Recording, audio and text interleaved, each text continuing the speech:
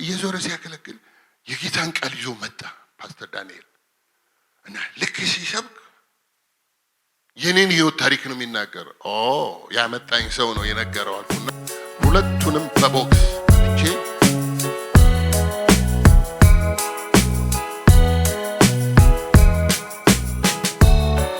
ለሱ ክብር ስጡት።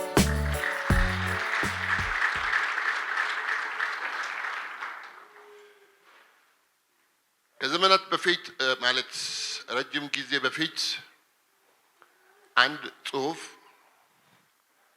አንዲት ሴት የጻፈችው ወይም ለጓደኛዋ የላከችው ጽሁፍ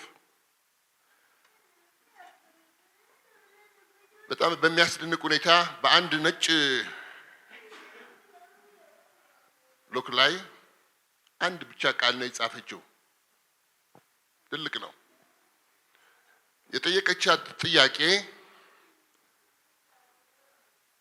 ኢየሱስ ክርስቶስ አሁንም ካንቺ ጋር ወጣት ነው ወይ ብላ ጻፈችላት። እሷ ሩቅ ቦታ ናት ያለችው።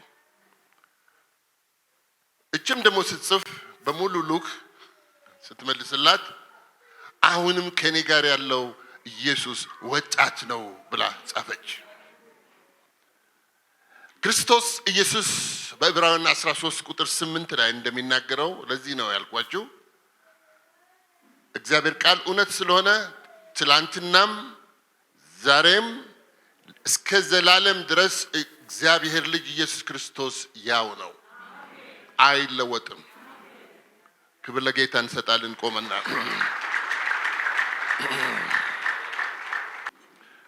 በመዝሙረ ዳዊት ውስጥ ያለውን ቃል አነብላችኋለሁ። 124ን አብረን እናነባለን። እኔ አነባዋለሁ። ቁጥር 1 እግዚአብሔር ከኛ ጋር ባይሆን፣ እስራኤል እንዲህ ይበል፣ እግዚአብሔር ከኛ ጋር ባይሆን ሰዎች በእኛ ላይ በተነሱ ጊዜ ቁጣቸውም በላያችን በነደደ ጊዜ በዛን ጊዜ ሕያዋን ሳለን በዋጡን ነበር። በዛን ጊዜ ውሃ ባሰጠመን ነበር። በነፍሳችን ላይ ፈሳሽ ባለፈ ነበር። በዛን ጊዜ የጎርፍ ውሃ በነፍሳችን ላይ ባለፈ ነበር። ለጥርሳቸው ንክሻ ያላደረገን እግዚአብሔር ይባረክ። ነፍሳችን እንደ ወፍ ከአዳኝ ወጥመድ አመለጠች። ወጥመድ ተሰበረ፣ እኛ አመለጥን። ረድኤታችን ሰማይና ምድርን ከሰራ በእግዚአብሔር ስም ነው ይላል። ክብር ለጌታ ይሁን። እንጸልያለን። ይህ ሁለተኛ ጊዜ ይመስለኛል። ያለፈው አመት መጥቻለሁ ይመስለኛል። እውነትም ደግሞ መጥቻለሁ እና ምናልባት ያያችሁኝ ሰዎች እንዳላችሁ ተስፋ አደርጋለሁ። መዘምራንም እንደዚሁ ሌሎችም አዳዲስ ሰዎችም ብትኖሩ ሁልጊዜ እንደምናገረው አስተዋውቃለሁ። ቤተሰቤን ባለቤት አለችኝ። የአንድ ሚስት ባል፣ የሁለት ልጆች አባት፣ የሁለት ልጆች ደግሞ ግራንድ ኪድስ አሉኝ። በባለቤቴ ስም ኢየሩሳሌም ወይም ጀሩሳሌም ወይም በእኔ ደግሞ አጠራር ጄሪዬ ነው ብለው እንግዲህ እናንተ እንደወደዳችሁ የጨምሩበት እንግዲህ ለራሳችሁ ያገባችሁ።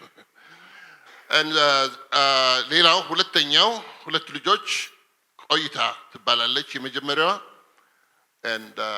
ልዩ ደግሞ ሁለተኛ ወንድ ልጅ ኢዩኤል ይባላል እና ቆይታ አገባች፣ አንድ አሜሪካዊ።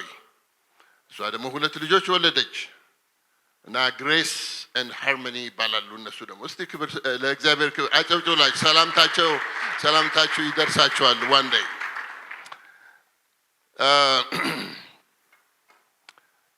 በተለያዩ ጊዜያቶች ውስጥ ብዙ ዘመን ብዙ ሰው ብዙ ነገር ይመኛል። አብሮት እንዲሆን የሚፈልገው በጣም ብዙ ነው። ባለፈው አመት የተናገርኩ ይመስለኛል ሶስት ነገሮች ነው ብዙ ጊዜ የምናገረው። አንደኛው የኔ ነው ያለውን እግዚአብሔር በእንግሊዘኛ እና በአማርኛ በአጭር ቃል the 3 T's የሚባሉት TTT የሚባለው time, the talents and the treasures የሚባሉት ነገሮች ወይም ጊዜ ችሎታ እንደገናም ደግሞ ንብረት ወይም ያለን ሀብት ሁሉ የመጀመሪያው የእግዚአብሔር ነው። እሺ ትላላችሁ? እቺ ጊዜ አሁን የእግዚአብሔር ናት ለማለት ነው ያመጣውላችሁ። this is the day of the Lord ይህ የእግዚአብሔር ቀን ነው። ስለዚህ በዚህ ቀን እግዚአብሔር እንዴት ደስ ይለዋል እኛ በመገኘታችን በፊቱ ስሙን ልንጠራ። ስለዚህ ትንፋሽ ያለው ሰው ሁሉ እግዚአብሔርን ያመስግን። ምክንያቱም በሱ ቀን በእግዚአብሔር ቀን ስላለን እሱ ለሚፈልገው ሐሳብ የሚፈልግ ቢገስጸን ቢመክረን በሁሉም አቅጣጫ ቢያጽናናን ይህች ቀን እግዚአብሔር የሰራት ቀን ናት። አንድ የእግዚአብሔር ሰው ሲናገሩ ከረጅም ዓመታት በፊት በእኛ ሀገር ማለት እኔ ባለሁበት ትንሽ ራቅ ባለበት ቦታ በጣም በማለዳ ኃይለኛ በረዶ ነበር። ይህ በረዶ ጭጋግ ሆኖ ቤት ውስጥ ሁሉ ያው ተከምሮ ይታያል እና በአሜሪካንም በሌሎችም ሀገሮች ግን እኚህ ሰው የእግዚአብሔር ሰው ናቸውና መስኮቷን ክፈት ሲያደርጉ በጣም ኃይለኛ በረዶ ነበር። በኦክላሆማ ውስጥ ነው እና ምን አሉ? ውይ አላስተዋሉም። ግን ምን ነው ዛሬ ጭጋግ ሆነ በጣም ይበርዳል ደግሞ ብለው ሲሉ የጌታ መንፈስ ተናገራቸው። ባሪያዬ 40 ዓመት ሙሉ ስታገለግል በየትኛውም ዘመን ውስጥ እኔ የሰራኋት ቀን ይህች ቀን የተቀደሰች ቀን ናት አለኝ አሉ። ከማጉረምረም ከሚሆነው ነገር ከማየት የተነሳ የእግዚአብሔርን ፈቃድ ሳናቅ እንዳልፈን ይህች ቀን በበረዶም ይህች ቀን በፀሐይ ይህች ቀን በመከራ ጊዜ ይህች ቀን በፈተና ጊዜ ይህች ቀን በምንም አይነት ሁኔታ ውስጥ በዙፋን ላይ ተቀምጠው የሰራት ቀን ናት። ስለዚህ እግዚአብሔር ያውቃል። ሶስት ነገሮች ሁለተኛ ደግሞ የተናገርኩትን እንዲሁ ለእናንተ ምጥልላችኋለሁ። በኤርምያስ መጽሐፍ ውስጥ ምዕራፍ 1 ከቁጥር 1 እስከ 14 ባለው ቃል ውስጥ በተለይ በዛ ክፍል ውስጥ ሶስት ነገር ለኤርምያስ የተናገረው ነው። እግዚአብሔር ሲናገር የመጨረሻውንም ሁሉ የሚሆን እያየ ነው የሚናገረው እግዚአብሔር ስለሆነ። ስለዚህ በሆድ ሳልሰራህ አውቄሃለሁ። አሜን በሉ። በሆድ ሳትሰሩ በፊት እግዚአብሔር ያውቃል። ሁለተኛ በማህፀን ሳለህ ቀድሼሃለሁ። ለራሴ ነው የቀደስኩ ወይም የቀደስኩሽ። ሶስተኛው ሾሜሃለሁ፣ አፖይንትድ አድርጌሃለሁ ትነቅልና ትተክል ዘንድ ታፈርስና ትገለብጥ ዘንድ እያለ የሚናገረው ክፍል ነው። ሶስት ነገሮች። እግዚአብሔር ሳይናገር የሚሆን ነገር የለም። እግዚአብሔር አዋቂ ነው። ሳትሰሩ በፊት ዛሬ በአንዳንድ ፓርታችሁ በአካላችሁ ውስጥ በሆድ ውስጥ ሳትሰሩ በፊት እንኳን ስለሚያውቅ በእርጉዝ ሆድ ውስጥ አጥንት እንዴት እንደሚዋደድ እንደማታውቅ ሁሉ የእግዚአብሔርን ስራ ሁሉ አታውቅም ተብሎ ተጽፏል። እግዚአብሔር አዋቂ ነው በሉ።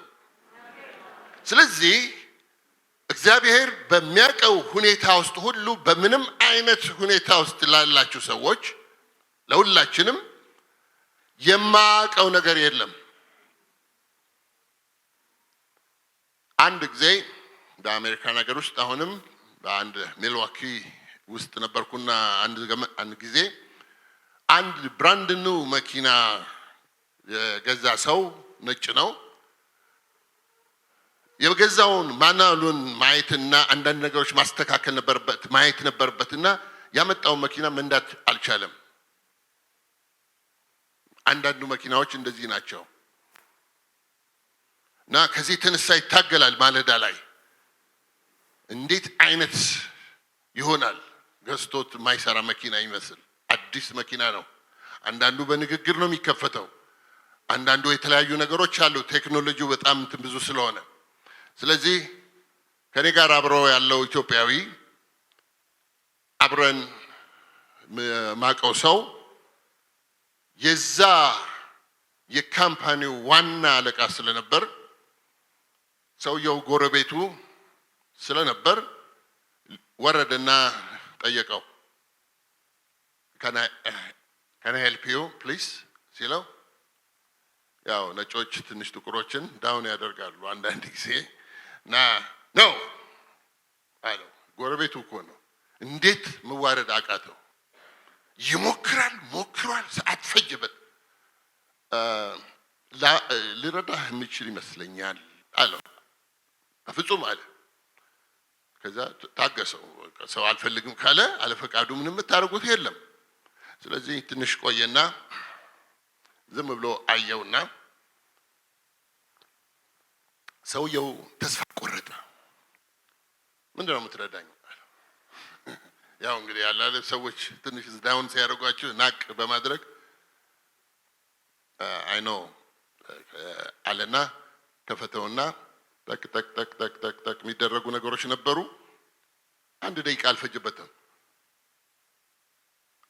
ማፈርም እሺ ማለትም ባላ እንደዚህ ነው አለው። በቃ ሰላም ተባብለው ሄዱ።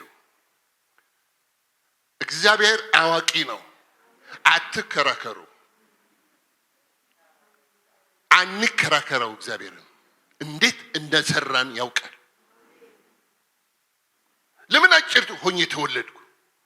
እሰየው እንኳን አጭር ሆነሽ ወይም ሆነ ተወለድክ። ምን ማለት ነው?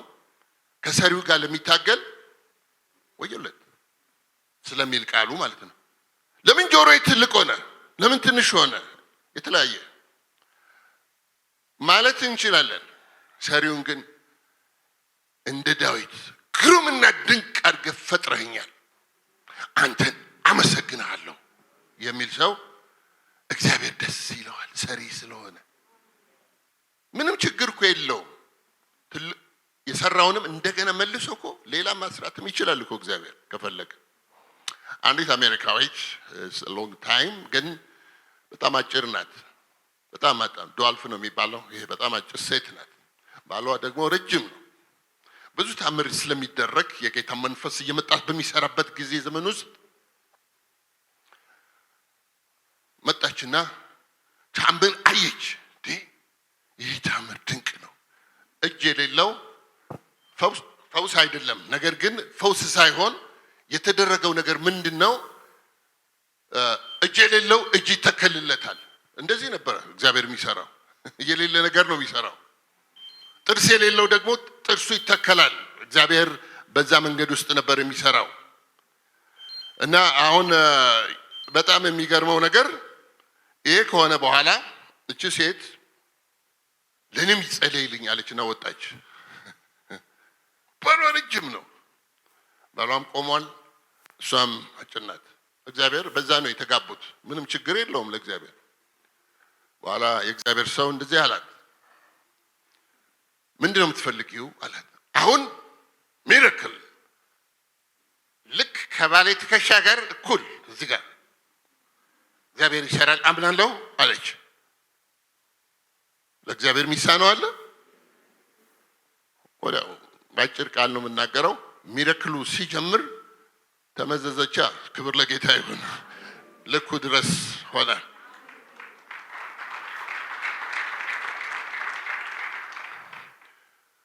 ብዙ መልካም ነገሮች እግዚአብሔር ለሚፈልገው ነገር ምንም እንደማያቅተው ልነግራችሁ ነው ዛሬ። if God is with us እግዚአብሔር ከኛ ጋር ከሚል ነው የምናገረው። ከኔና ከናንተ ጋር ያለው ትልቅ ነው። የዳዊት መዝሙር ውስጥ ይሄንን በማጠናበት በማይበት ጊዜ አንድ አምስት ነገሮች ይናገራል ወደ ታች ሲሄድ። ነገር ግን እግዚአብሔር ከኛ ጋር ባይሆን የሚለውን ነው የምናገረውና ባይሆን ብዙ ነገሮች እንደሚደርሱ አውቃለሁ እንደተጻፈው ቃል። ግን እግዚአብሔር ከኛ ጋር ከሆነ የሚለውን ደግሞ ማየት ጥሩ ነው። አንደኛ እግዚአብሔር ከኛ ጋር እንዲሆን ምንድነው የተደረገው? ከእያንዳንዳችን ጋር ሊሆን የቻለበት ምክንያት በምንድን ነው? አሁን እግዚአብሔር ከኛ ጋር እንዲሆን እግዚአብሔር ራሱ የመጀመሪያውን ፍጥረት ሲፈጥር በዘፍጥረት ምዕራፍ 1 ጀምሮ ስናነብ አዳምና ሔዋንን ከፈጠራቸው በኋላ እግዚአብሔር ሁሉ ጊዜ ወደ ገነቱ ወይም ወደ ተቀመጡበት ቦታ እየመጣ ይጎበኛቸው ነበር። እግዚአብሔር ከነሱ ጋር ነበር።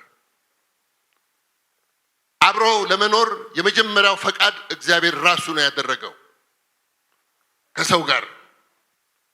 ነገር ግን በሰውና በእግዚአብሔር መካከል ደግሞ ሰይጣን ወይም በእባብ ተመስሎ መጥቶ ሔዋንን አዳምን ከእግዚአብሔር ትእዛዝ ውጭ እንዲወጡ ካደረገ በኋላ እግዚአብሔርና ሰው ተለያየ።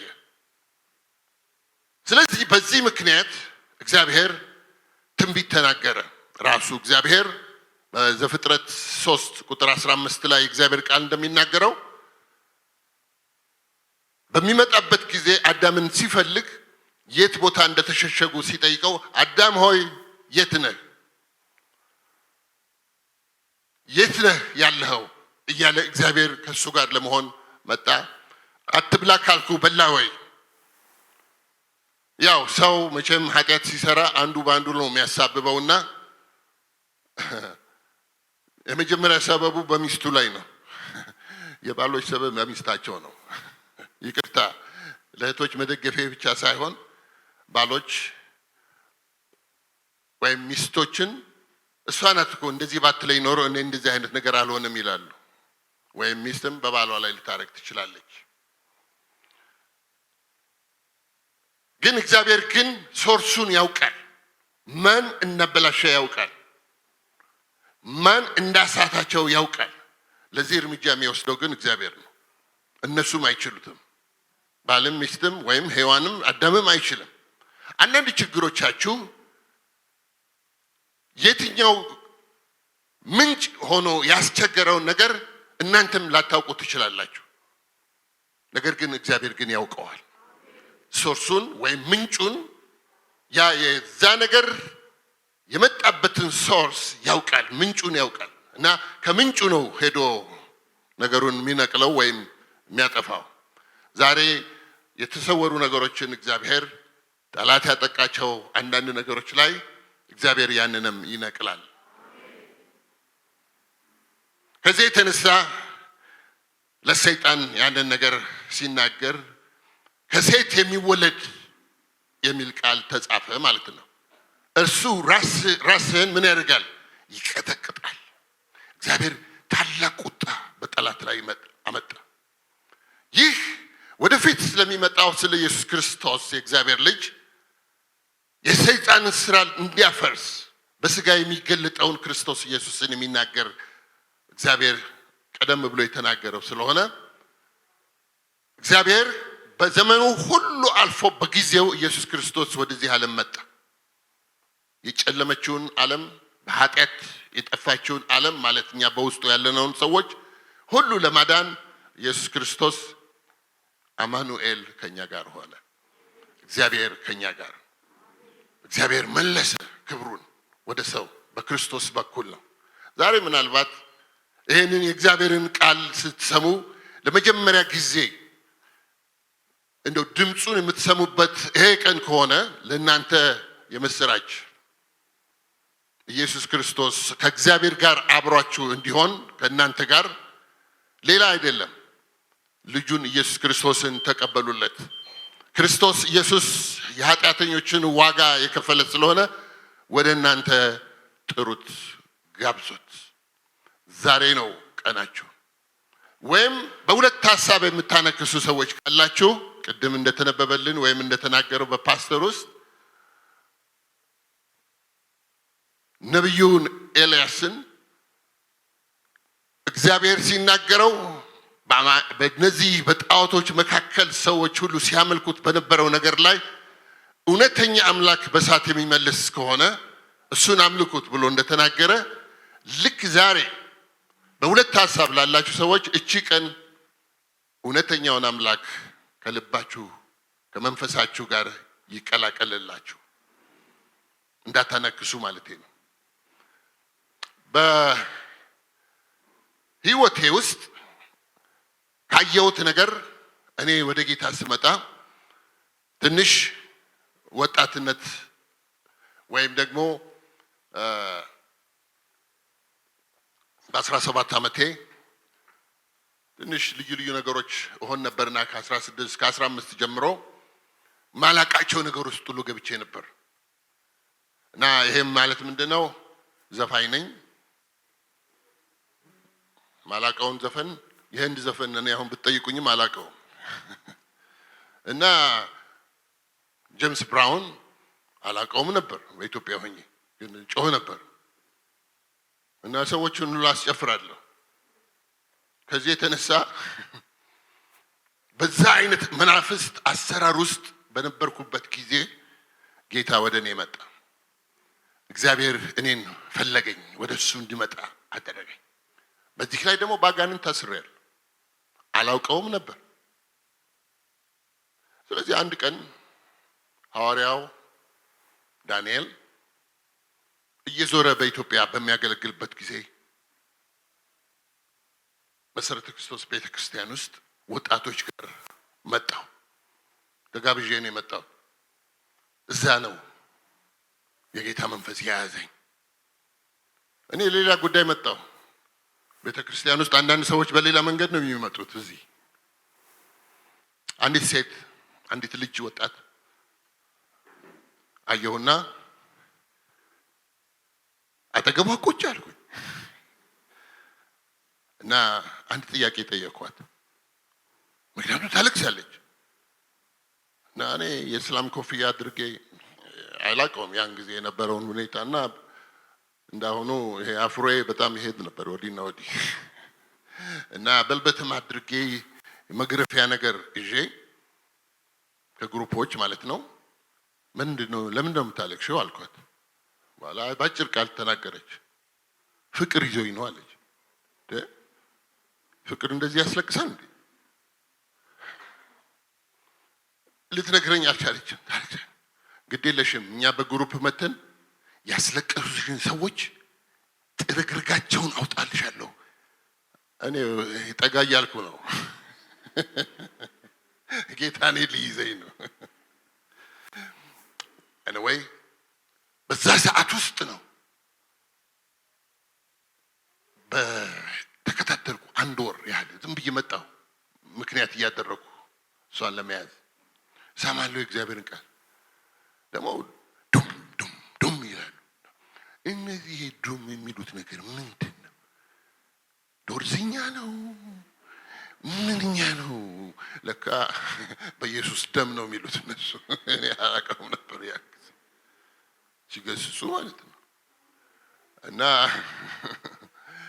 ከዛን ባጭሩ የእግዚአብሔር ሰው መጣና ያን ጊዜ ፓስተር የቸርቹ ፓስተር አይደለም እሱ ሌላ ፓስተር ነው ያለን እየዞረ ሲያገለግል የጌታን ቃል ይዞ መጣ ፓስተር ዳንኤል እና ልክ ሲሰብክ የኔን ህይወት ታሪክ ነው የሚናገር ያመጣኝ ሰው ነው የነገረው አልኩና ሁለቱንም በቦክስ መትቼ አመልጣለሁ ብዬ በሩን ላይ አየው በደንብ አሁን ሁለቱንም መታቸዋለሁ ብዬ ጠላት ይፎካከራል ውስጤ እኔ ሊጥለኝ እኮ ነው ጠላት ጌታ ግን እየቀረበ ነው አብሮኝ ለመኖር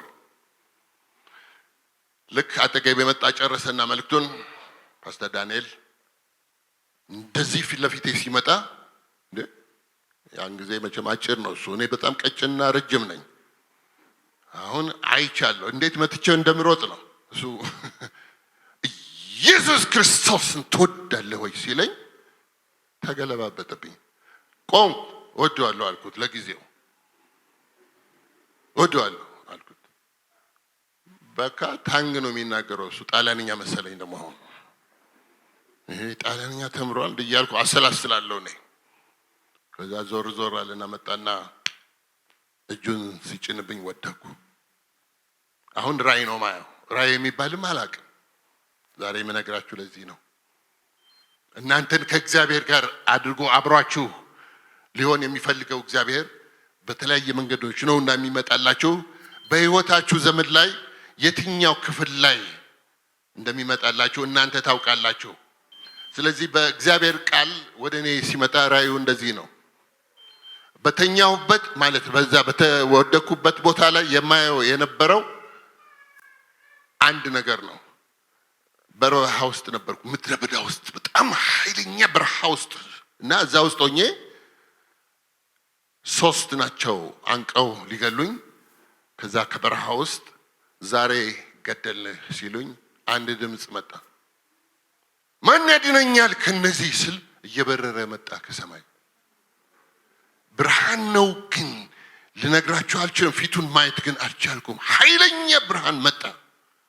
እንደገና ልክ እንደዚህ ጣራው ጋር ሲደርስ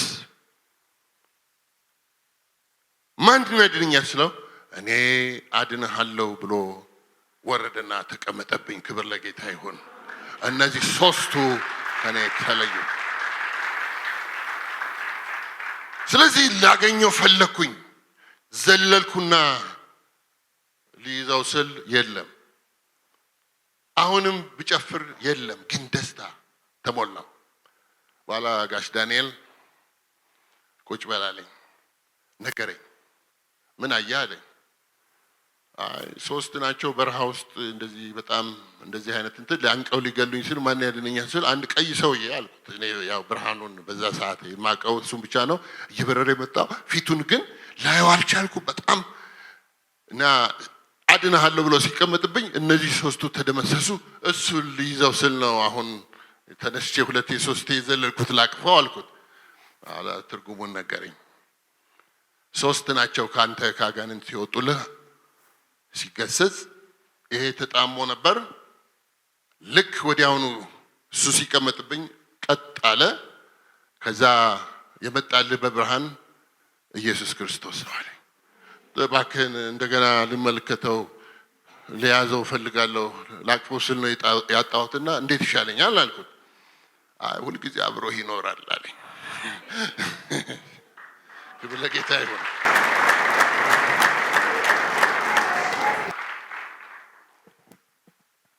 እስከዛ ድረስ እነዚህን ሁሉ አመታቶች አሁን ወደ 54ኛው አመት ላይ ድረስ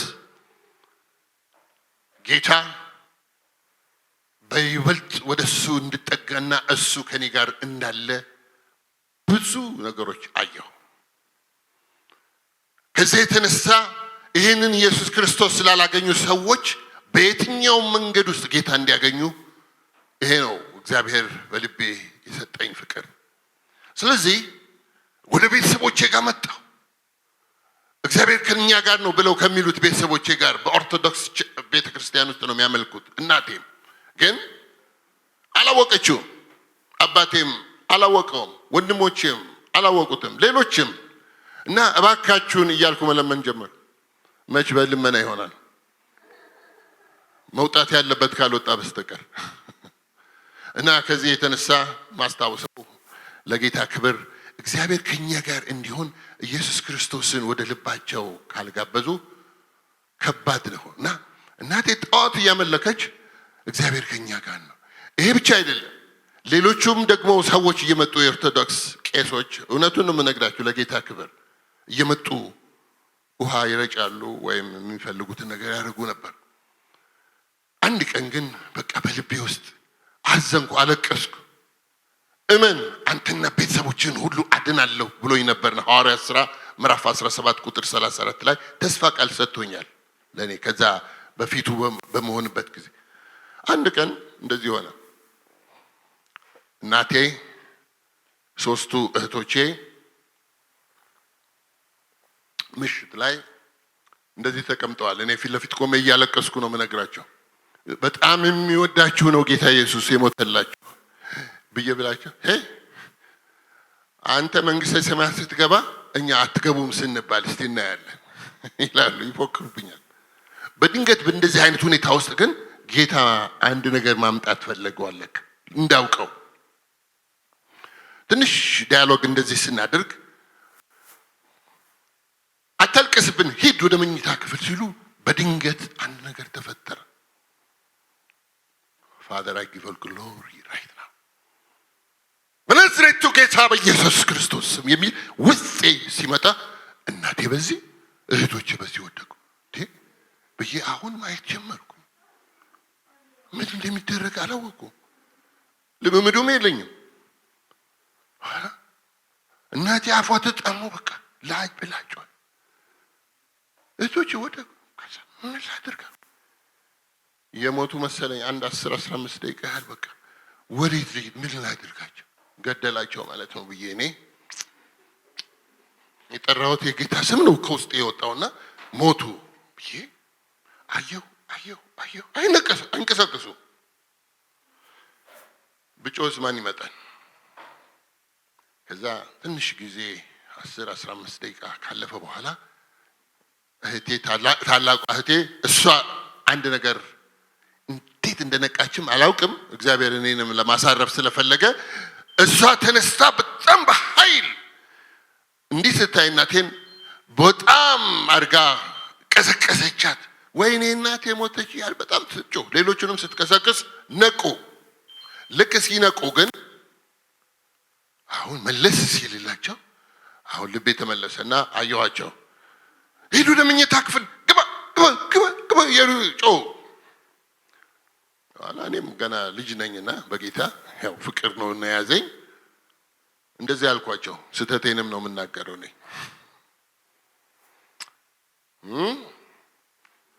ይሄን አይደለም የምትፈልጉት?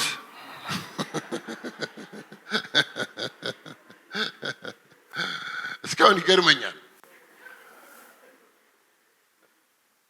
የጌታ ስም ነው ያደረገው። መጨረሻ እነዚህን ቤተሰቦቼን አንድ በአንድ አሁን ፓስተሮች ናቸው ወንድሞቼም ሌሎችም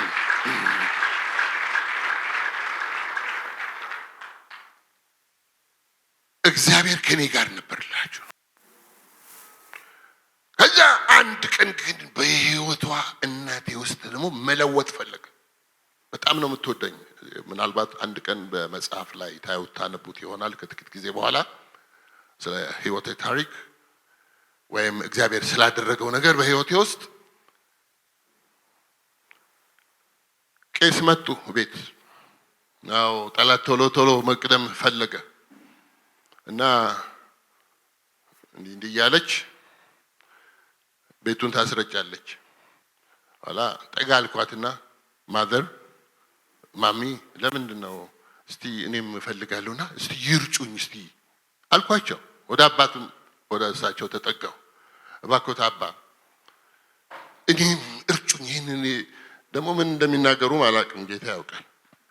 ግዕዝ ይሁን ምን ይሁን በኋላ ነው ስሰማ እና እርጩኝ አልኳቸው።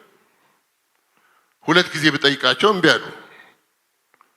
3ኛ ጊዜ ብጠይቃቸው አንድ ቃል ተናገሩ። እቺ ቃል እስከ ዛሬ ተተክላለች ማለት ውስጤ አለ። የእግዚአብሔር ቃል አይደለም ግን እንደዚህ ያሉኝ፣ ይሄ ምንኛ የተጣወረው ነው አሉኝ። የተጣወረው ታውቃላችሁ እንግዲህ አማርኛ ፍቱ እናንተ እንግዲህ ብዙ አይገባኝም፣ ግን የተጣወረው የተያዘ ከክፉ መናፍስት ጋር ብለው ይመስለኛል ሲናገሩ። በድንገት የጌታ መንፈስ በኃይል በውስጤ አለፈ።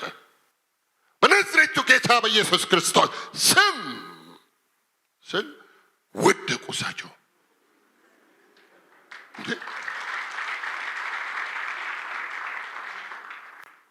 በጓሮ በር ተንከባለለ መንፈሱ። ወይኔ አለች። አሁን እናቴ ወደ ኋላ እየሸሸች ያ ወዮ ማለት ጥሩ ነው ለኃጢአት። በሰው አጥር ሲዘሉ ካባቸው ተያዘ። አልፎ ኢትዮጵያ ስመጣ ያን ቦታ አረሳውም። በዛ ይዟቸው ጠፋ። እናቴ ጋር ዞር አልኩና ማዘር ለምንድን ነው አጋንንት አምጥተሽ ነው እንዴ የምታስረጭው? እኔ አላውቅም እኔ ያችን ጣዖቷን ያችን ሙዳዋን እዛ ስታመልክ የነበረውን እንድትጥል ነው የፈለኩት ጌታ ጋር እንድትሆን። በያውጭና ጣዩ ከዚህ በኋላ አለ ክርስቶስ አይሆንም ስላት አንተ አውጥተህ ጣልልኝ አለች። አሁን አንተ አውጥተህ ጣልልኝ።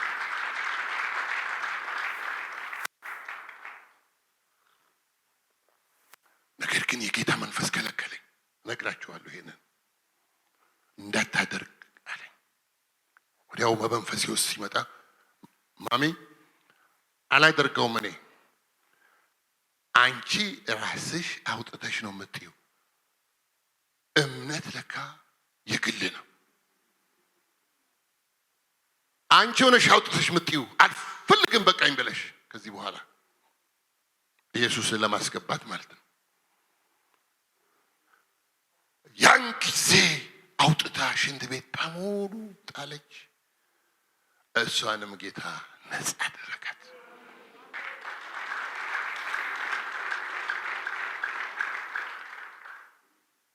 እግዚአብሔር ከኔና ከናንተ ጋር የሆነበት ምክንያት ዝም ብሎ አይደለም። ኢየሱስ አላችሁ። የኔ ጌታ ኢየሱስ ክርስቶስ ሐዋርያቶች ጴጥሮስና ዮሐንስ ወደ ቤተ መቅደስ እየሄዱ ሲጸልዩ አንድ ዝም ብሎ ቁጭ ብሎ የሚለምን ለብዙ ዘመን ታስሮ የነበረ ሰው ሽባ ሰው አዩ። እሱ ደግሞ ገንዘብ ይሰጡኛል ብሎ የሚለምን ሰው ስለሆነ ይሰጡኛል ብሎ ሲጠባበቅ ጴጥሮስ ወደኛ ተመልከት አለው።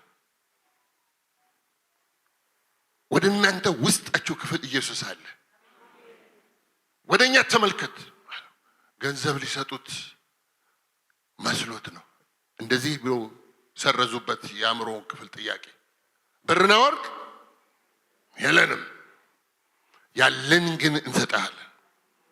በናዝሬቱ ጌታ በኢየሱስ ክርስቶስ ስም ተነሳና ተመላለስ። አለቀ። ስንት ዘመን ነው ስትለምን የሚያኖርህ? ስንት ዘመን ነው እንደዚህ አይነት ሁኔታ ውስጥ የምትኖሪው ወይም የምትኖረው? አንዳንዶቻችሁ የእግዚአብሔር ፈቃድ በእናንተ ውስጥ ስላለ እምነታችሁን ይፈልገዋል። የምታምኑትን ነገር እግዚአብሔር በውስጣችሁ የሚቀመጠውን ነገር እግዚአብሔር ያየላችሁን ነገር እንድታዩ የእምነት አይኖቻችሁ እንዲከፈት አስፈላጊ ነው። እኔ ይሄንን አይቻለሁ። የሞተ ይነሳል እግዚአብሔር ሲናገር። እግዚአብሔር ኤልሻዳይ ነው፣ ከቶ የለም የሚሳነው።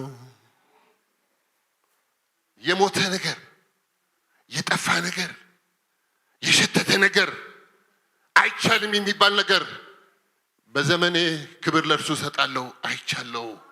ሲያስነሳው ከራሴ ህይወት ከቤተሰቤ ህይወት አንዳንድ ነገር ውስጥ ሁሉ ሲሰራ ያየኋቸው በጣም ድንቅ ነገሮች እግዚአብሔር ከኛ ጋር በመሆኑ የተነሳ አብሯቸው ከሐዋርያቶች ጋር አብሮ ይሰራ ነበር ጌታ።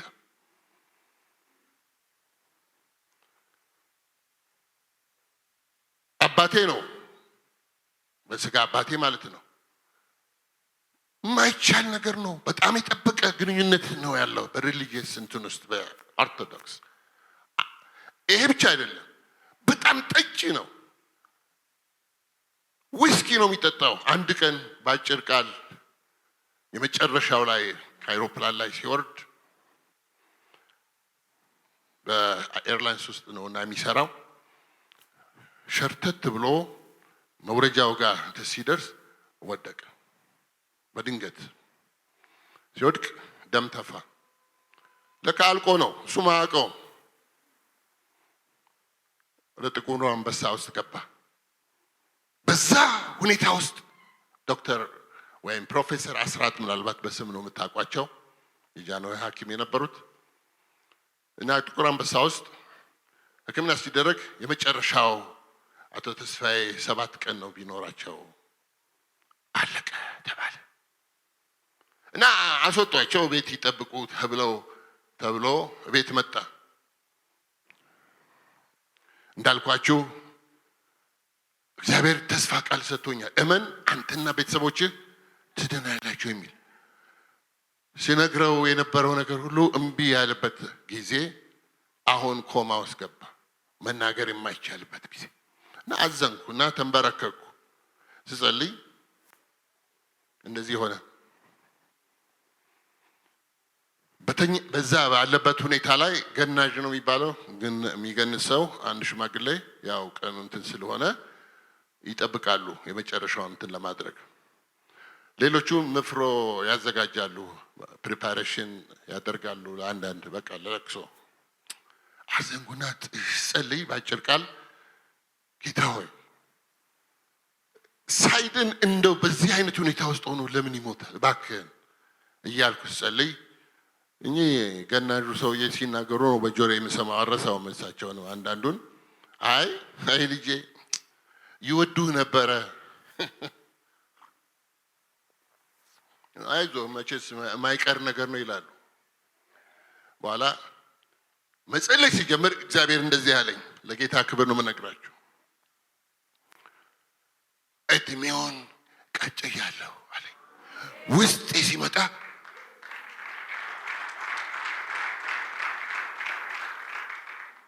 አባይ አልኩት። እድሜ ተቀጥሎልሃል እለዋለሁ፣ ግን አይንቀሳቀስም። አሁንም እድሜ ተቀጥሎልሃል፣ ሁለተኛ እድሜ ተቀጥሎልሃል ስል የኃይል መንፈስ ገባ በውስጤ። በናዝሬቱ ጌታ በኢየሱስ ክርስቶስ ስም የሞት መንፈስ ከሱ ላይ ሂድ ስል ብድግ አለ። አሁን አይን ተፋጠጥን። አሁን ደግሞ ማደርገው ደግሞ በጣም ያስደንቀን ነበር። ሰውየው ሸሹ፣ ሮጡ በዛ ቤት ውስጥ። አናዘዝኩት እኔ በቃ ቶሎ ተናዞ በዛው እንዲሄድ ነው የኔ እንትን። ኢየሱስ ጌታዬ ኃጢአተኛ አናዘዝኩት። ጌታን ተቀበለና ወደ ፔሎው ላይ ወደ ትራሱ ወጣው። ከክፍል ውስጥ መጮህ ጀመርኩ። እናቴን አባዬ ከሞት ተነስቷል፣ ኑ እባካችሁ። ልጅ አበደ ብላ እሷ ደግሞ ብዙ ጮኸች። ኖ ቶሎ እርዱት። አፉ ተጠረገለት ደሙ ምናምን። ባጭር ቃል አባቴ ከዛ 7 ቀን ከተባለው አለፈ። 1 ወር አለፈ፣ 2 ወር አለፈ። ባጭሩ ተውት፣ አመቱን ልቁጠርላችሁ ይሻላል። እዚህ ቤት ተቀጥሏልና አይ ቲንክ ከ25 እስከ 28 አመት እግዚአብሔር ክብር ይውሰድ አኖረው።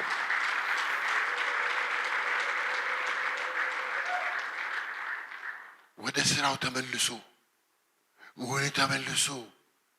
ተዝናንቶ ሌሎችንም ሁሉ ጎብኝቶ እግዚአብሔር ከእናንተ ጋር ነው። መቀጠል ይችላል። አንዳንድ ነገሮቻችሁን ይመስላችኋል። አንዳንድ ሁኔታዎቻችሁ ላይ እግዚአብሔር የሚፈልገው ነገር አለ። ይህንን ልነግራችሁ እፈልጋለሁ።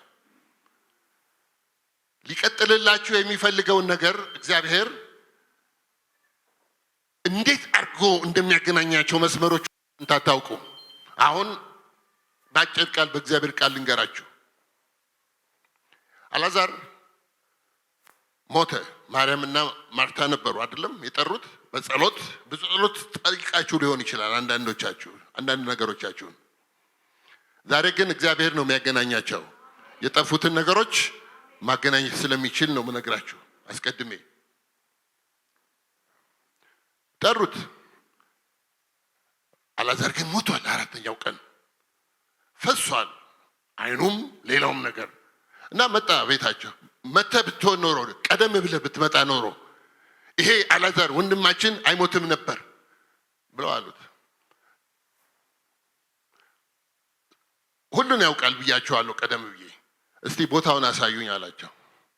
እናንተ ጋር የቀበራችሁት የሸተተውን ቦታ አሳዩኝ፣ ቦታውን ብቻ አሳዩኝ አላቸው። ወደ መቃብሩ ሄደ። ያውቃል ጌታ የሚያደርገውን። ድምፁ ሙታኖች ይሰሙታል። ሲናገር መምጣት ያለባቸው አንድ በአንድ መምጣት አለባቸው። ስለዚህ በጅምላ አይደለም ጌታ የጠራው። በእርግጥ መጽሐፍ ቅዱሳችን ስናጠና ወይም ስናይ የምናውቀው፣ ምክንያቱም ተነስ ቢል ኖሮ አሁን ትርምስ ይፈጠራል። የሌላም ሰው ሬሳ ሁሉ ነበር የሚነሳው፣ ምክንያቱም ተነስ ብቻ ስለሆነ። ግን ስፔሲፊክ ለአንዳንድ ነገሮች ጌታ አልዓዛር ውጣ ይላል። ያሰረሽን ገመድ ጌታ ልቀቅ ይለዋል። ሃሌሉያ! የጌታ መንፈስ የህይወት መንፈስ ስለሆነ ለሚሞት ስጋችሁ የእግዚአብሔር መንፈስ ከእናንተ ጋር ከሆነ ህይወት ይሰጠዋል፣ ይናገራችኋል፣ አጥንቶች ይሰማሉ፣ ድምፁ ያውቁታል። ፋዘር አይ ጊቭ ኦል ግሎሪ ራይት ናው።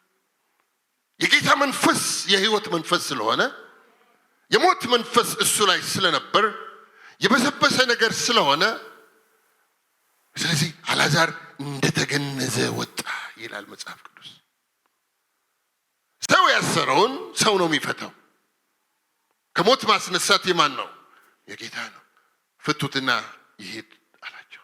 እናንተ ናችሁ የገነዛችሁት። አንዳንድ ገንዛችሁ ያስቀመጣችኋቸው እኔ አልናገርም ከዚህ በኋላ ብላችሁ አስራችሁ ያስቀመጣችኋቸውን ነገሮች በእምነት ጌታ እግዚአብሔር የሚፈልገው ነገር ወደ እናንተ ሲያመጣ ፍቱትና ይሄድ። በእምነት ልቀቁት። የሞተ ነገር ላይ ስልጣን ያለው ጌታ ስለሆነ ነው ምነግራችሁ። ከኛ ጋር እስራኤል ከኛ ጋር እግዚአብሔር ባይሆን ኖሮ ሊውጧቸው የነበረውን ነገር በሙሉ ጠላቶች በሙሉ እነዚህን ሁሉ ሊያደርጉ የሚችሉትን ሁሉ ባደረጉብን ነበር። ግን ከኛ ጋር ያለው ከሁሉ በላይ ነው። አንድ ነገር ልንገራችሁ። በእግዚአብሔር ቃል በሁለተኛ ነገሥት ምዕራፍ 6 ላይ የተጻፈ ቃል ኤልሳ እና ጊያዝ አሉ። እውነት ነው እኮ ጊያዝም ኤልሳም አንድ እኩል ነው የሚያዩት። የሶሪያ ጠላቶች በመጡባቸው ጊዜ ግን ይላል የእግዚአብሔር ቃል ጊያዝ አይኑ ተሸፍኗል እና ጌታዬ ሆይ መጡብን፣ እነዚህ ሁሉ ሰራዊት እኛ አንችላቸውም መጡ። ኤልሳ ግን ያይ ነበረ። የውስጥ አይኑ የተከፈተለት የእግዚአብሔርን ተአምር የሚያውቅ ኤልሳ ግን ያይ ነበር በመንፈስ። ከኛ ጋር ያሉት ከነሱ ጋር ካሉት ምን ይሆናል? ይበልጣል። ከኛ ጋር ያለው ሕያው አምላክ እባክህ እግዚአብሔር አይኑን ክፈትለት። የጊያዝ አይን ምን ሆነ ይላል? ተከፈተ፣ እሱም አየ። አንዳንድ ዛሬ የልባችሁ አይን የውስጥ አይናችሁ ላይ ልታዩት የማትችሉት በፍርሃት አስሯችሁ ያሉ ነገሮች ጌታ ይከፍትና ክብሩን ያሳያችኋል። አንዳንዶቻችሁ በቤታችሁ ውስጥ ነው ነገሩ። ሚስጥሩ ለእግዚአብሔር ነው የተገለጠው፣ ብቻ ለእኛና ለልጅ ልጆቻችን ነው ተብሎ እንደተጻፈ አንዳንድ ሚስትሪየስ የሆኑ ነገሮች ያላያችኋቸውን ነገሮች ዛሬ እግዚአብሔር በቂ ይልባታል። በድንገት ይመጣል ወደ የክፍላችሁ። አንድ ሴት ከመጽሐፏ ካነበብኩት ማለት እሷ ሌላው የእግዚአብሔር ሰው ነው የጻፈው፣ ግን ከተናገረው ነገር ምን ይላል? እህቴ በጣም በጣም የተቸገረች ናት ብላ መጣች ጸሎት እንዲያደርግላት ወደ እግዚአብሔር ሰው። እንደዚህ የሚል ጥያቄ ጠየቀች። እህቴ እንቅልፍ አትተኛም፣ እንቅልፍ እምቢ አላት። እባክህ የእግዚአብሔር ሰው ጸልይላት፣ እያየኋት እንዲሁ አይኗ ፈጦ ነው የሚያድረው አለ። የእግዚአብሔር ሰው እንደዚህ አላት፣ ሂጂ እና ለእህትሽ ፔሎን አዘጋጅና ተኚ ብሎሻል ብለሽ። ይሄ እግዚአብሔር ሰው የሚናገረው ምንድን ነው? እኔ እንዲጸለይላት ነው የሚፈልገው። ከዚህ የተነሳ እንዴት ነው ተኚ የሚላት? መተኛት ያቃታትን ሰይጣናች። በኋላ የእግዚአብሔር መንፈስ እሱ የተናገረውን ነው የሚናገረውና አሁን ሂጂና ተኚ ብሎሻል ብለሽ ንገሪያት አለ። በቃ መጣች። ፔሎን አዘጋጅ እንዳላት አዘጋጀ። ተኚ ብሎሻል ተኚ አለቻት። እልም ብላ ሄደች። ይሄ ነው የሚያስፈልገው አይደለም? በእምነት ተኛሉ ተብሎ ተጽፏል በእግዚአብሔር ቃል ላይ። ደብን ብላ ስትተኛ ስንት ሰዓት ሆነ? 12 ሰዓት በላይ ተኛች። እንዴ ብትቀሰቅሳትም ሞተች አለችና እህቷ ይሄ የእግዚአብሔር ሰው ተኝ ብሎ ገደላት ማለት ነው ብላ እሷም እምነቷ ጠፍቶ ወደ እሱ መጣች። እንደዚህ አለችው፣ ተኚ ያልካት ሴት እህቴ ተኛች፣ አትንቀሳቀስም፣ ደብን ብላ ተኝታል። ኦ አይ ሜድ ኤ ሚስቴክ አለ እሱ ደግሞ ለሱም ትምህርት ነው። ምክንያቱም በማቴዎስ ላይ እንደተጻፈው እግዚአብሔር ቃል ሁለት ሰዎች በሚለምኑት ነገር ቢስማሙ ከአባቴ ዘንድ ይደረግላቸዋል። በተለይ የጸሎት ስምምነት በሚኖርበት ጊዜ ማለት ነው። እና የሰራውን አንድ ችግር ጌታ ይቅርታ አድርግልኝ ብሎ ጸለየና ትእዛዝ ስሰጥ ተሳስቻለሁ አለ። እና እንደዚህ ብሎ አለ፣ ምን ያህል ሰዓት ነው ስራዋ የምትሰራው? ከዚህ በፊት እንደዚህ ብትተኛ ምን ያህል ሰዓት ነው? 8 ሰዓት ሰርታ ሌላውን ነገር ማድረግ ትችል ነበር። ከዚህ በኋላ ሂጂና 8 ሰዓት ተኚ ብሎሻል። 8 ሰዓት ጥጥት አድርጋ ትነሳለች፣ ወደ ስራዋ ትገባለች። ክብር ለእግዚአብሔር ይሁን። አንዳንድ ነገሮች ከእምነታችሁ እግዚአብሔር ከእናንተ ጋር ሆኖ በግላችሁ የሚያለማመዳችሁ እግዚአብሔር የፈቀደውን ነገር እንድታውቁ እንደ እግዚአብሔር ቃል የጌታ መንፈስ የሚለውን መስማት ጥሩ ነው። የምትፈልጉት ዛሬ ምንድን ነው? እግዚአብሔር ከእናንተ ጋር ሆኖ ከኔ ጋር አለ። አሁን ከእናንተም ጋር እንዳለ አምናለሁ። የምትፈልጉት ምንድን ነው? በምትፈልጉት ነገር ላይ የክብር መንፈስ ይመጣል። የሚሰራው የጌታ መንፈስ ብቻ ነው። ጥያቄው በጣም ጥልቅ ነው ብላችሁ የምትጠይቁትን ጥያቄ እንኳን የጌታ መንፈስ አይቶታልና ለሱ ችግሩ አይደለም። በአንድ በእግዚአብሔር ቃል ልንገርና ልጸልይላችሁ ወደ ሌላ ከመሄዴ በፊት ይቅርታ። ወደ ነብዩ ወደ ኤልሳ ሲመጣ የነቢያት ልጆች ሲመጡ አንድ ስራ ይሰሩ ነበር። መጥረቢያ ይዘው ይቆርጣሉ፣ ዛፍ ይቆርጣሉ። እንደዚህ ሲል አንዱ ከነቢያቶች አንዱ ሲቆርጥ መጥረቢያ ምን ሆነ ይላል? ውሃ ውስጥ ገባ። ብረት ነው። ጌታ እንደዚህ ነው የሚለኝ አሁን ከምነግራችሁ ነገር ጋር ለኔ ቀላል ነው ይላል። በልባችሁ አስቀምጡት። ይሄን ለኔ ቀላል ነው። ስለዚህ ወደቀብኝ ብሎ ጮኸ። የተዋዝኩት ነው። ጌታዬ ምን ላድርግ አለ። አትቸገር። እንጨት ቆረጠ። ኦፖዚት ነው ከብረት ጋር ውሃ ውስጥ ሲጥል ብረቱ ምን ሆነ ይላል? ተንሳፈፈ። ልዩ ታምር ነው። አስቸጋሪ ከምትሉት ለሀገር ቤት፣ ለቤተ ክርስቲያን፣ ለቤተሰብ፣ ለግል ህይወት እንደዚህ አይነት የእግዚአብሔር አሰራሮች በጣም ብዙ ናቸው። ስለዚህ ተንሳፎ እንደመጣ በል ውሰድ አለው። ወሰደ። እንዴት እንደሚሰራ እኔ አላውቅም፣ ግን ሲሰራ ግን አይቻለሁ።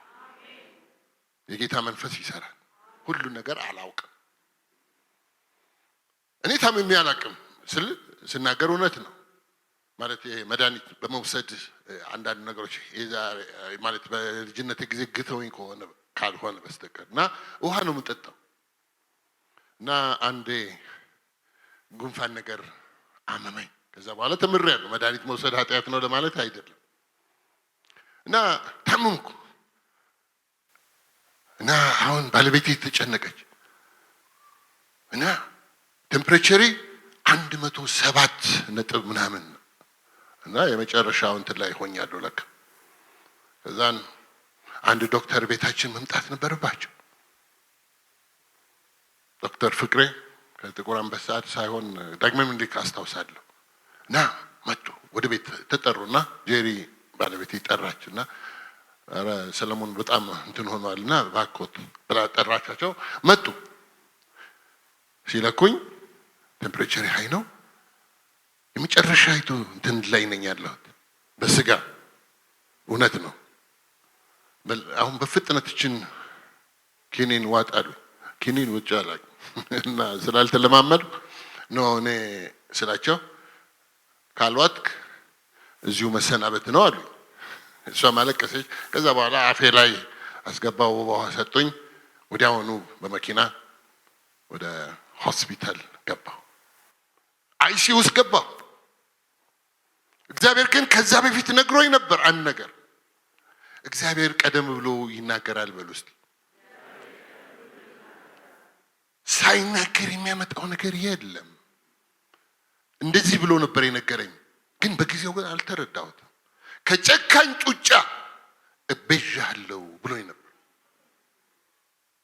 ከጨካኝ ጡጫ እቤዣለሁ።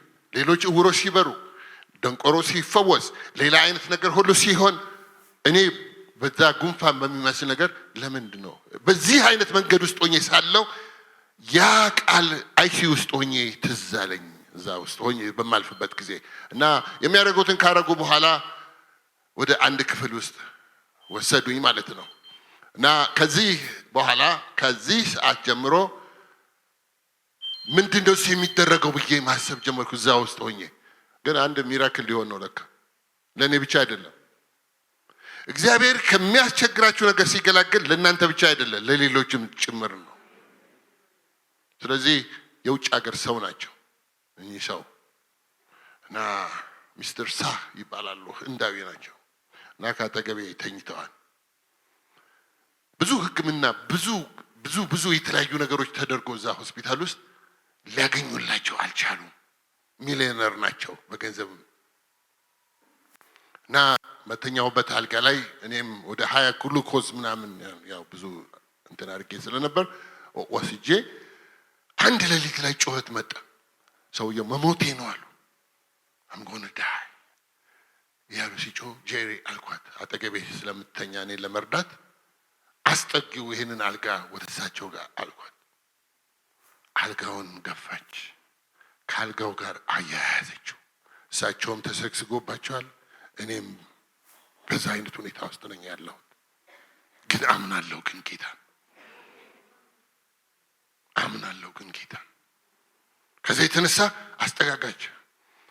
ጄሪ መናገር ስለሚያቅተኝ በጣም ደክሞ ያለውና ጄሪ ነገሪያቸው አልኩ። እንድትነግራቸው ሚስተር ሳ ጌታ ኢየሱስ መድኃኒት ነው፣ ያድኖታል። ወደ እሱ ተመለስ፣ አይዞት፣ አይሞቱም ስላቸው አንድ ቃል ሲናገሩ ሰማሁ። አም ቡዲስት አሉ እዛ ውስጥ። ቡዲስት አያድንም፣ የሚያድነው ኢየሱስ ነው። እሷም ጮክ እያለች መናገር ጀመረች። አሁን መገሰጽ እኔም በማቅኔ ቀስ ብዬ ስሙ ቀስ ብላችሁ ብትጠሩት ይሰራል፣ በኃይል ብትጠሩትም ይሰራል፣ በሁሉ አቅጣጫ ይሰራል። በሁሉ አቅጣጫ በኢየሱስ ክርስቶስ። በድንገት እዛ ክፍል ውስጥ ሆስፒታል ውስጥ የኃይል መንፈስ መጣ እና ውጊያው ተጀመረ። አሁን የቡዲስት መንፈስ በህንድ ሀገር ያለ መናፍስቶች መጡ ሩም ውስጥ ክፍል ውስጥ ሆስፒታል ውስጥ። ይህን ስናገር ለጌታ ክብር ነው የምነግራችሁ፣ አንዳንዶች ካልገባችሁ። እየገሰጽኩት ሳለው በምችለው መንገድ ጄሪም ስትገስጽ ልክ እንደ ጄት ኃይለኛ ጄቶች የሚል በቃ በላይ ላይ በሷም ላይ በሳቸው ላይ። ከጥቂት ደቂቃዎች በኋላ ግን ጸጥ አለ። ድብና አድርጎ እንቅልፍ ወሰዳቸው። በቃ ወደ ቦታ ይመልሽኝ አልኳት። አሁን ታሪክ ደግሞ ሊፈጠር ነው እና እዛ በሚቀጥለው ራውንድ ዶክተር ፍቅረ ጠዋት ላይ መጡ። እንዴት ነህ ሰለሞን? ልጅ ሰለሞን ነው የሚሉኝ። በጣም ደህና ነኝ። አይ ከአስራት ጋር ተነጋግረናል። አንተ በጥቁር አንበሳ ደግሞ ሄደን ያንተን ነገር እንፈትሻለን፣ እናያለን ዳዳዳ። እኔ ዝም ብዬ ሰማኋቸው። ሚስተር ሳ እሳቸውንም ሲጠይቁ ከዛ ዛሬ ግን እስቲ አንድ ነገር ለእርሱ የምናደርገው ነገር አለው ብለው ሲናገሩ ሰማኋቸው እና ወሰዷቸው። ይሄ ለእግዚአብሔር ክብር ስለሚገለጥ ነው። እንደገና በፊት ያነሷቸውን ኤክስሬ እንደገና ሌላ ኤክስሬ ሲታይ ልክ ያማታ የተመታው መንፈስ ልክ ሲሄደው ሲነሱ በዚህ በኢንተስታይናቸው እንትን ላይ በጣም ማይኑት የሆኑ ተጣጥፈው ምግብም የሚወስዱት ሁሉ አይቪ እንኳን መውሰድ የማይችሉ ከ64 ኪሎ 34 ኪሎ ደርሰዋል። 34 ኪሎ እንግዲህ አስቡት፣ አልቀዋል ሰውየው። ከዚህ የተነሳ ያ ስለተገኘ ለኦፕራሲዮን ቀን ለሳቸው በሚቀጥለው ቀን እንዲደረጉ ሲወሰን ሚስታቸው መምጣት አለበት አሉ እና ባጭር ቃል ከቦምቤይ ሚስትየው እንድትመጣ ምክንያቱም ሊሞቱ ይችላሉ ብለው ስላሉ በእነሱ ሂሳብ እውነት ነው። ወላ እንደዚህ ሆነ። መጣች ሚስትየው ለኦፕራሲዮን ሐሙስ ቀን መስለኛል። እንደዛ ሲደረግ አስደናቂ የሆነ ነገር ሆነ። ከዛ ሐሙስ ቀን ላይ ኦፕራሲዮን እናደርጋለን ብለው በወሰኑት ቀን ያ ከመድረሱ አንድ ቀን እዛ ሆስፒታል ውስጥ እኔም ስላለው ልክ ተመሳሳይ ሌሊት ላይ አሁን መሞቴ ነው አለቀልኝ አሉ። አሁን አስጠግኝ አልኳት።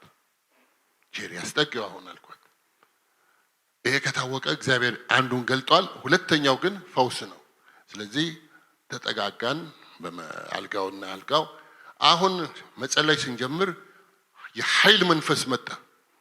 ጄሪ ዋቀብኝ የምለውን ጄሪ አልኩ። አሁን የኃይሉ መንፈስ በሁለታችንም ላይ አለፈ እዛ ክፍል ውስጥ። እኔም ተፈወሱ፣ እሳቸውም ተፈወሱ። ከዚህ የተነሳ እኔ የማደርገው ነገር በቃ እጄ ላይ ያለውን ለመገነጣጠል መንጋት አለበት። ሌሊቱ ጠዋት ላይ መምተው እና ማውጣት ያለባቸው ነገር እንዲያወጡ እና ከዚህ የተነሳ ለእሳቸው መፈወሳቸውን ለምን አናረጋግጥም ለራሳቸው ብለን አንድ ነገር ተደረገላቸው። እኛ ነን ያደረግነው። ምንድነው? ባለቤት የተነሳችና ለእኔ ሾርባ ተሰርቶ የቺክን ሾርባ፣ እሳቸው ቬጂቴሪያን ናቸው፣ በልተውም አያውቁም። የተሰራውን ነገር እንደተፈወሱ እንዲያውቁ እኔ በቃ አሁን ድኛለሁ፣ አሁን መተው ፈታተው ወደ ቤቴ እንዲሄድ ነው የምፈልገው እና እሳቸውን ልንሰጣቸው ስንል አንድ ድምፅ ሰማን። እሳቸው ሲናገሩ እንደዚህ ነው ያሉት ባጭር ቃል This is the hand of God ይላሉ። This is the miracle ይላሉ። ጌታ ሆይ ክብር ላንተ ይሁን። በቃ ከዛ ይጠጡ አላቸው። ምን እኔ ቬጂቴሪያን ነኝ ምናምን አስካዳቸው ሌላውን ነገር በሙሉና ግጥም አድርገው ጠጡ። ሁሉ ነገር አለፈ። መጡ ዶክተሮቹ መጡ። አሁን እንዴት አደራችሁ ምናምን አሉ። እኔ ተፈውሻለሁ፣ ወደ ቤት ነው የምሄደው። አንተ ታብዳለህ እኮ አንዳንድ ጊዜ እናንተ እኮ የእናንተ እምነት ይላሉ። ያው እና እንደዚህ ሲሉ አይ እኔ ወደ ቤቴ ነው የምሄደው። ድምጽ ሁሉ እንደተቀየረ አያዩም እንዴ? እና ይፈታታልኝ። ጄሪም ተፈውሷል አለች። ትሄዳለህ? እርግጠኛ ትፈርማለህ? አዎ እፈርማለሁ።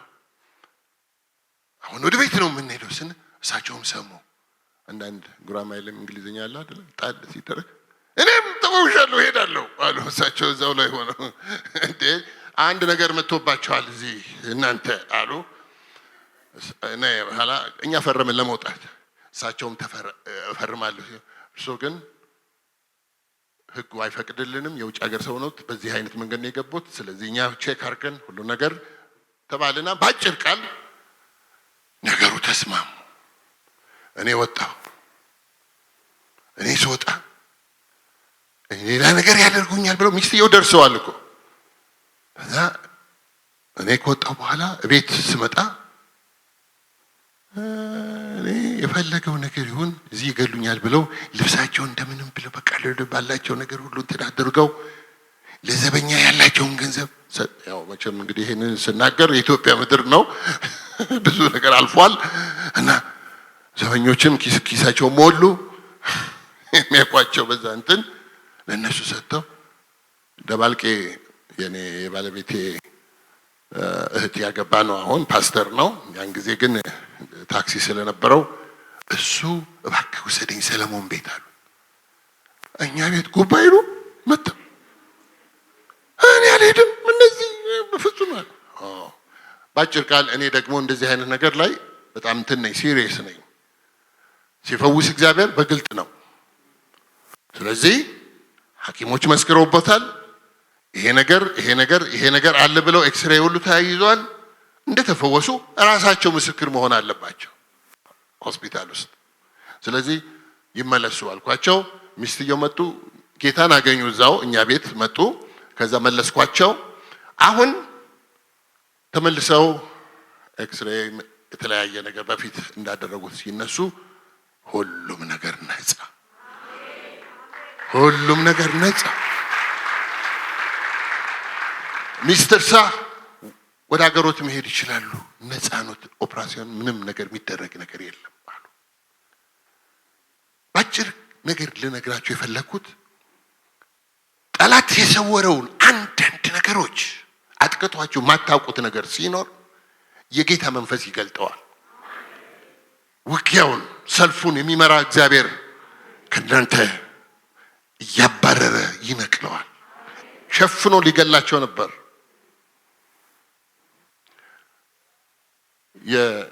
እዚህ ኢትዮጵያ ውስጥ የህንድ ትምህርት ቤት የተከፈተው ባለቤቴ ማስተማሪ ሆና እዛ እንድታስተምር የሆነበት በፒያሳ አካባቢ ምናልባት አንዳንዶቻችሁ የምታውቁት ከሆነ በዚህ በሚሊዮነሩ በሳቸው ሚስተር ሳ ምን ላድርግ ብለው አስተባብረው ነው የተከፈተው ትምህርት ቤቱ በፒያሳ አካባቢ። ወረድ ብላችሁ እኔ አሁን ፒያሳም ለካ ጸድታለች፣ ብዙ ነገር ሆኗል እና አላቅም። አሁን እንትኖቹን ጌታ ከእናንተ ጋር ነው፣ ከአንቺ ጋር ነው፣ ከአንተ ጋር ነው፣ በቤት ያለ ጌታ።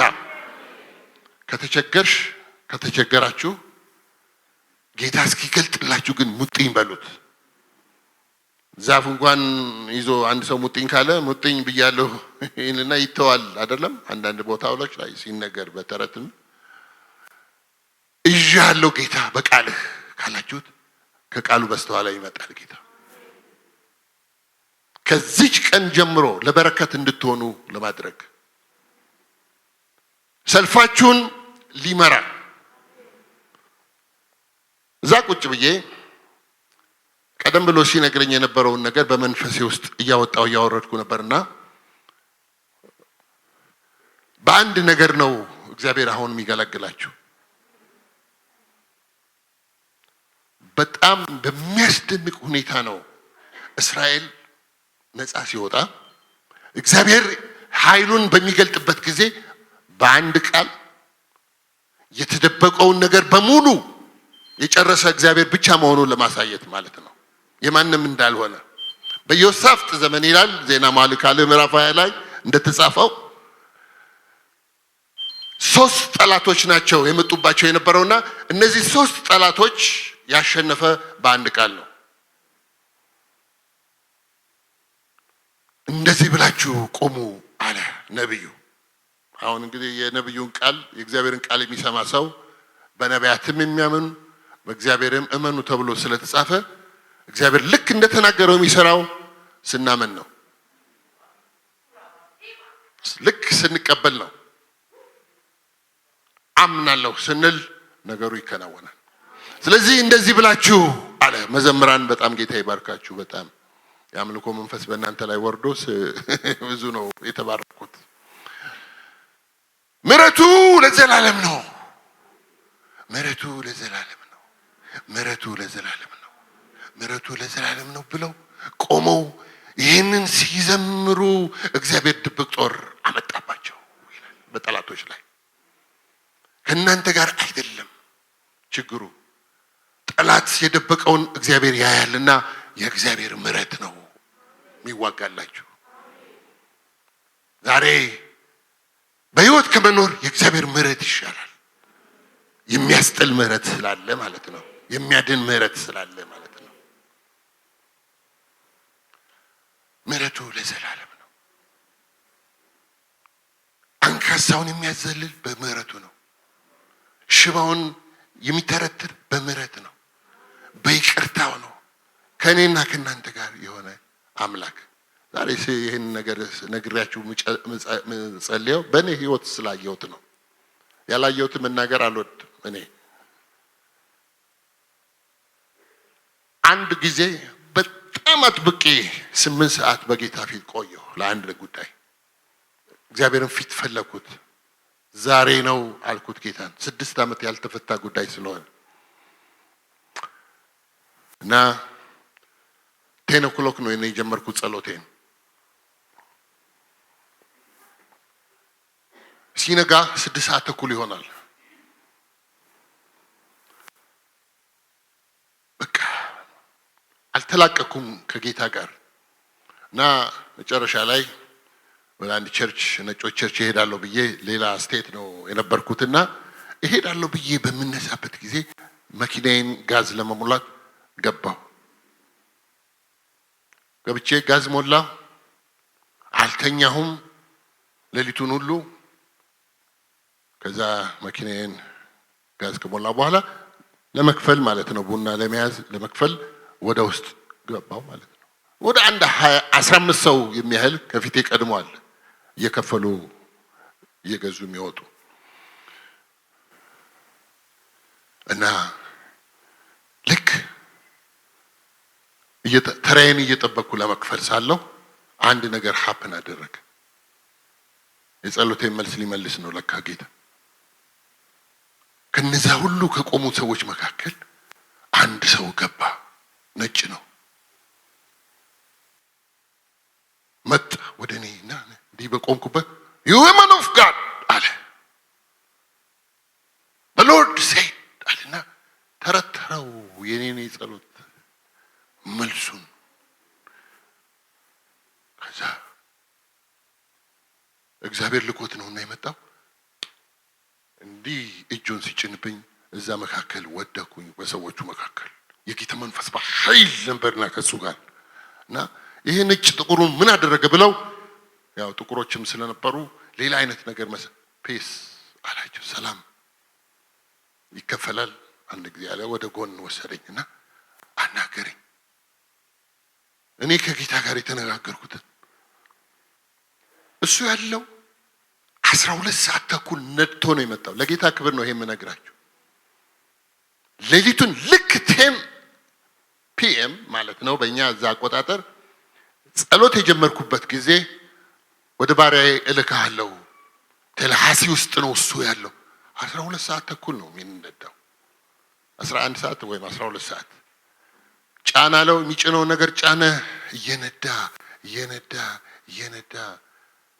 መጥቶ አቅጣጫ ሁሉ እያሳየው እኔ ያለሁበት ቦታ ድረስ እናንተ ያላችሁበት ጌታ ይመጣል።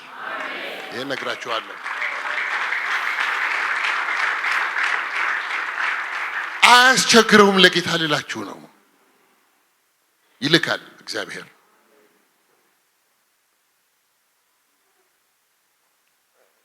ከዛ አንድ ምልክት ሰጠኝ። እስክሪብቶ ነገር ልኮኝ ነው የመጣሁት። my mercy endures forever ይላል ጌታ አለኝ። ሌሎች ብዙ ነገሮች ተናግሮኝ፣ ስለ ቤተሰቤ ተናግሮኝ፣ ስለ ልዩ ነገሮች ወላልባት ወደፊት መጽሐፍ ላይ ታገኙታላችሁ። ግን ይሄ ብዙ ነገሮች ሆነው የእግዚአብሔር ምሕረት ለዘላለም ነው። የኔ ኃጢአት ከልክሎት ይሆን ብትይ የኢየሱስ ደም ይበልጣል።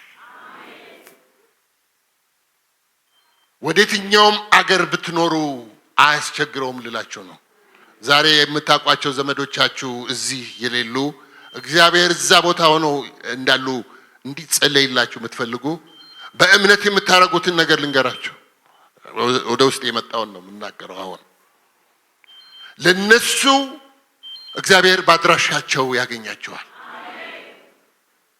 የትኛው አገር ውስጥ ይሁኑ ችግሩ አይደለም፣ ምሕረቱ ለዘላለም ነው። ደህና እንዲሆኑ ያደርጋል። ወደ እርሱ ይመልሳቸዋል። የጠላትን አሰራር ያፈርስላቸዋል። ጌታ ሆይ ክብር ሁሉ ላንተ አመጣለሁ። በዚህ ሰዓት ክብር ሁሉ ላንተ